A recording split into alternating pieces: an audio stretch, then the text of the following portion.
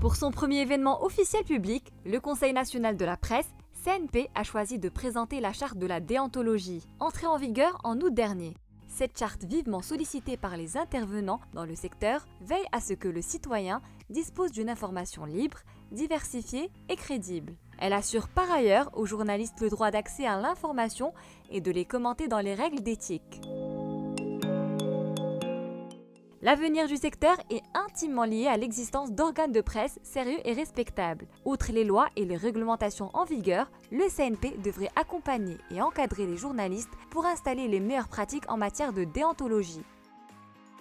أننا بغينا كمجلس وطني للصحافة هذه الذكرى ديال اليوم الوطني للإعلام أننا نطبعوها بطبع تقديم الميثاق الأخلاقيات، لأننا نعتبر بأن هذا مكسب للصحفيين للمهنيين وكذلك للمجتمع المغربي، لأن مسألة الأخلاقيات هي مسألة المسؤولية الاجتماعية للصحافة والإعلام.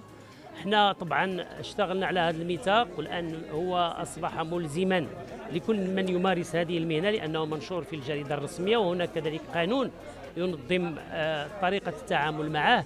ولكن هدفنا هو أنه الجسم الصحفي، الجسم المهني من صحفيين، من ناشرين، من أرباب مقاولات، من مسؤولين، أنهم يتملكوا هذا الميثاق، أنهم يوضعوا له كذلك واحد المجموعة القواعد للتطبيق داخل المقاولات والمؤسسات ديالهم، أن الصحفي ملي يبدا يشتغل دائما يستحضر الميثاق، يستحضر على أن عنده رسالة نبيلة، عنده مسؤولية أخلاقية تجاه المجتمع قبل ما تكون تجاه مقاولته أو زملائه.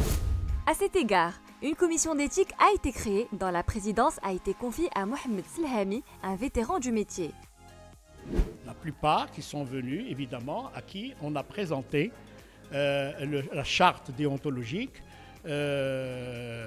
qui est une sorte de cahier de charge pour chaque journaliste qu'il doit respecter et qui est basé évidemment sur le respect du travail que nous et la noblesse de notre travail, de notre mission, le respect de notre lecteur et aussi la possibilité pour chacun de comprendre ce que sont les délits de presse. Savoir qu'une information, avant qu'elle soit fournie au public, il faut qu'elle fasse l'objet d'une vérification sérieuse, je dirais même draconienne, avant de la donner. Et surtout, pas d'informations comme ça, prises au hasard, ou alors des fake news, ou des choses qui puissent porter préjudice à la dignité et à l'honneur, ou qu'elles soient des gens, ou alors outrance à des magistrats ou autres.